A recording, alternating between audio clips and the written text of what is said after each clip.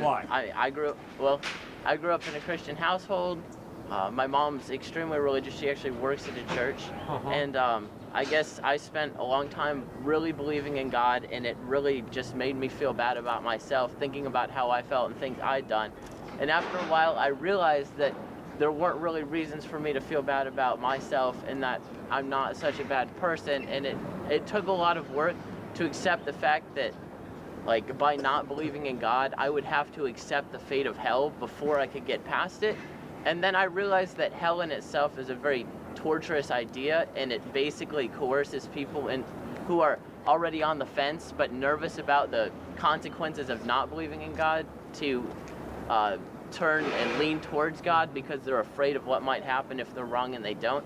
And I realized that that's absurd, because God's supposed to love us more than any other person in the world, and I can't imagine even hating someone enough to send them to that kind of a punishment simply for not believing I exist.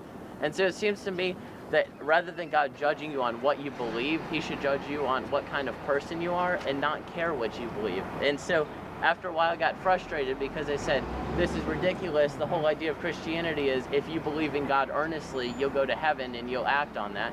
But I realized that I can be a good person and be happy with myself and do good deeds without believing in God, and feel just as satisfied with how I've lived my life as if I believed in God without actually believing in God, but somehow that punishes me to hell.